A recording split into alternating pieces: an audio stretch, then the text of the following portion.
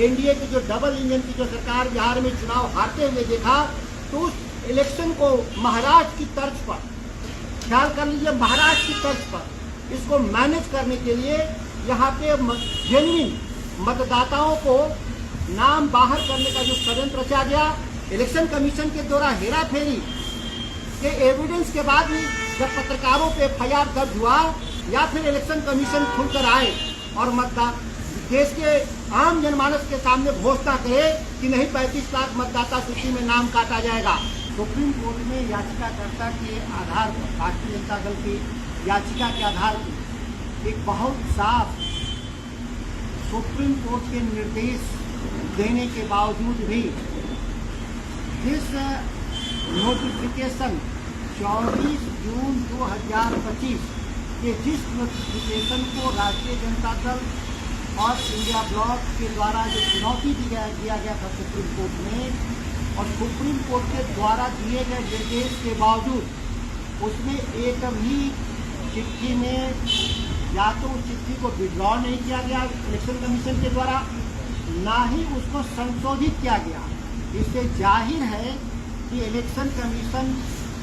Supreme court और संवैधानिक व्यवस्था को नहीं मानने को तैयार है। दुखद बात यह है कि इस आलोक में मीडिया के बंधु, बिहार में कई मीडिया के बंधुओं ने जब इस गड़बड़ी को चुनाव आयोग के द्वारा जो संचालित किया जा रहा है पुनरीक्षण, उसके जब गड़बड़ियों का जो ब्यौरावार जब दिखाने का प्रयास किया गया, तो मीडिया को धमकाने के लिए इलेक्शन कमीशन के तरफ से क्रिमिनल केस दर्ज कर दिया गया। जो हम लोगों का आरोप था कि देश में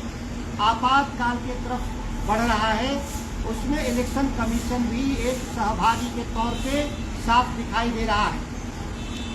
आप देखेंगे कि सुप्रीम कोर्ट ने जो कहा था कि जो पुनर्निरीक्षण होगा, उस पुनर्निरीक्षण में आधार कार्ड जैसे जो मूलभूत दस्तावेज हैं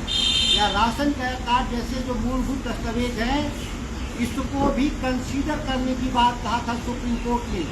लेकिन चुनाव आयोग की अहमन्यता देखिए कि सुप्रीम कोर्ट के निर्देश के बावजूद भी आज तक अपने नोटिफिकेशन में, प्राथमिक नोटिफिकेशन में बदलाव नहीं लाना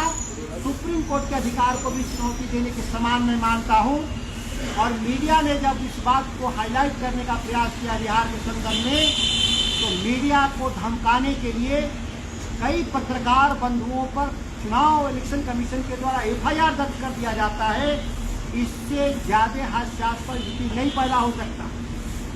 जब देश का संविधान बन रहा था 1950 में, जब बहस चल रहा था, जब संविधान को हम अडॉप्ट करने वाले थे, तो संविधान बहस के समय भाजपा के पूर्ववर्ती हिंदू महासभा के द्वारा बहस चलाया जा रहा था इस देश में कि सभी को मताधिकार नहीं दिया जाना चाहिए। हिंदू महासभा, आरएसएस और बीजेपी का यह मानना था कि देश में या तो पढ़े लिखे लोग को मतदान का अधिकार मिलना चाहिए, या जो जमीन जिनके पास है उन्हीं को मतदान का अधिकार मिलना चाहिए। लेकिन संविधान के जो हमारे विशेषज्ञ और संविधान निर्माताओं ने सारे तर्क को समाप्त करके 1950 के लोक प्रतिनिधित्व अधिनियम में साफ शब्दों में कहा कि सभी वयस्क लोग देश के मताधिकार मिलेंगे। जब देश का संविधान सभी वयस्क को मताधिकार का अधिकार देता है, तो किस आधार पर, किन नियमों के जरिए चुनाव आयोग नए नियम तय करने का प्रयास कर रहा है? जो दस्तावेज, जो 11 जो मूलभूत दस्तावेज मांगे जा रहे हैं, उसमें निवास प्रमाण पत्र की मांग या उम्र प्रमाण पत्र की मांग, या दो ऐसी जो मांग है। निवास प्रमाण पत्र में भी कहा जा रहा है कि यह जिसके पास जमीन होगा उसी को मान्य होगा। ये मूलभूत 11 उनके दस्तावेजों में से शामिल है। तो फिर आधार कार्ड की देने की जरूरत क्या थी? राशन कार्ड एक महत्वपूर्ण दस्तावेज है लोगों के पास। बिहार के बारे में सभी लोग को जानकारी है कि बिहार में मात्र 24% मात्र हाई स्कूल पास हैं। जो डेट ऑफ सर्टिफिकेट मांग रहे हैं, केवल 24% लोगों के पास बिहार में मात्र सर्टिफिकेट है, 76% लोगों के पास नहीं है। और या तो दूसरा जो जमीन का मांग रहे हैं कागज, बिहार में 40% लोग अभी भी आबादी भूमिहीन है। जिनके नाम से कोई जमीन नहीं। और यह तमाम विषय जो है नागरिकता जांच का अधिकार चुनाव आयोग को नहीं दिया गया था। यह गृह मंत्रालय का काम है। गृह मंत्रालय ने सीए और एनआरसी जो कानून बनाया था भारत सरकार ने, उसको चुनाव आयोग के जरिए एक गलत तरीके से इसको लागू करने का जो षड्यंत्र है भाजपा का, जो चुनाव आयोग के कंधे पर बंदूक रख करके बिहार के गरीब लोगों को, कौन लोग बाहर बसे हुए हैं, जो लोग गरीब हैं, जो रोजी रोटी की तलाश में दूसरे राज्य में पलायन किए हैं, जिनका मूल गांव उनका बिहार है, उनको सब्सिडी मिलता है वहां से। जो लोग गरीबी रेखा के नीचे लोग रहने वाले हैं, जिनका आधार कार्ड से राशन कार्ड अटैच है, उन्हीं को पैसा मिलता है। या वृद्धा पेंशन का सवाल हो, जितनी भी सरकार की सुविधाएं हैं उनको बिहार के जरिए मिलता है, और रोजी रोटी की तलाश में दूसरे राज्य में हैं, चुनाव के वक्त वापस आते हैं। ऐसे लोगों को भारतीय जनता पार्टी वोट देने के अधिकार से मरहूम करने के लिए सबसे महत्वपूर्ण है कि इस पूरे जब खुलासे के बाद, जब मीडिया के बंधुओं के द्वारा जब खुलासा किया गया, तो इसके आवाज को दबाने के लिए मीडिया के बंधुओं पे एफआईआर दर्ज कर दिया जाता है। इतना ही नहीं, सुप्रीम कोर्ट ने जो एफिडेविट मांगा है कि 26 तक हमको आप दीजिए, इलेक्शन कमीशन के जो अधिकारी और कर्मचारी हैं उनका स्पष्ट निर्देश दिया है कि 18 तारीख तक आप सभी फॉर्म को अपलोड कर दीजिए। मैं दावे के साथ कर रहा हूं एक सांसद के हैसियत के नाते कि 5% से भी कम लोगों का दस्तावेज लिया गया है। 95% जो दस्तावेज लिए गए हैं उनकी मैं बात कर रहा हूँ, उसमें 95% लोगों के दस्तावेज नहीं लिए गए हैं। बीएलओ के द्वारा फर्जी तरीके से फॉर्म भर करके अपलोड किया जा रहा है। जाहिर है कि जो बीएलओ जिसका नाम काटना चाहता है उसका फॉर्म गलत तरीके से अपलोड किया जा रहा है, जबकि शुरू में ही निर्देश था इलेक्शन कमीशन के द्वारा कि जो फॉर्म भरे जाएंगे सत्यापन के लिए वो 2 कॉपी में होगा। एक कॉपी सरकार के पास, इलेक्शन कमीशन के पास होगा, एक प्रति पावती मतदाता के पास होगा। लेकिन पूरे बिहार में 1% भी अगर इलेक्शन कमीशन साबित कर देगा कि पावती पत्र दिया है, तो हम लोग मानेंगे कि इलेक्शन कमीशन ईमानदार रुख अख्तियार किया है। मेरी जानकारी में, और ये जानकारी को मैं एफिडेविट के तौर पे कह रहा हूँ, दावे के साथ कह रहा हूँ कि बिहार के 1% मतदाताओं को भी पावती पत्र नहीं जारी किया गया। कल के दिन इलेक्शन कमीशन के अधिकारी जो अपलोड किए गए डेटा में अगर छेड़छाड़ के जरिए जिसको चाहे मन मर्जी से मतदाता सूची से बाहर करने का जो षड्यंत्र किया है, हम लोग माननीय सुप्रीम कोर्ट से भी मांग करते हैं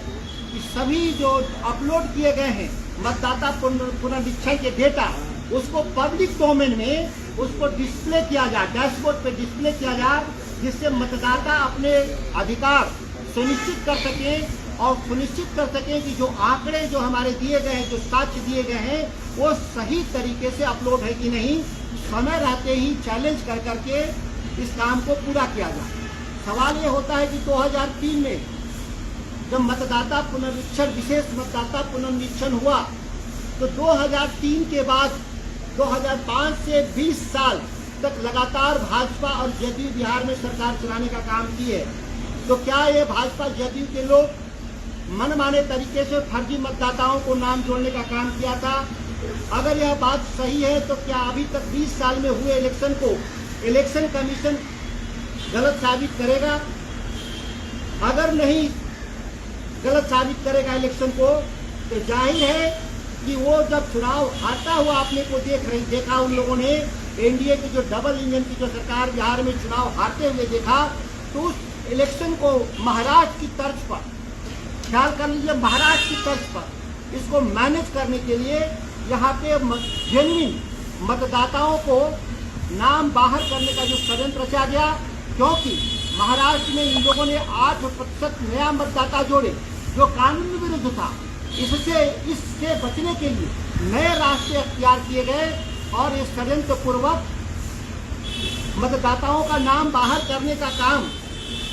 जो इन्होंने तैयार किया है, इलेक्शन कमीशन के ही द्वारा मीडिया के बंधु आज सुबह से नहीं शायद कल से ही पूरा सुर्खियों में छाया हुआ है। टॉप जो जर्नलिस्ट हैं, जो टॉप जो मीडिया के लोग हैं, कल से चुनाव आयोग के सूत्रों के हवाले से, चुनाव आयोग के हवाले से नहीं,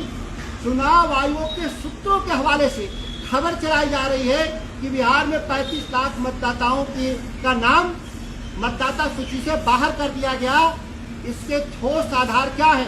जब सुप्रीम कोर्ट एक बार कह चुका है कि कोई भी संशोधन मतदाताओं के मतदाता सूची में संशोधन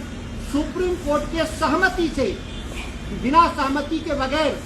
ऐसा नहीं होगा, तो किस आधार पे मीडिया के एक धड़ा के द्वारा लगातार यह बात फैलाई जा रही है बिहार में कि 35 लाख मतदाताओं का नाम काटे जा रहे हैं।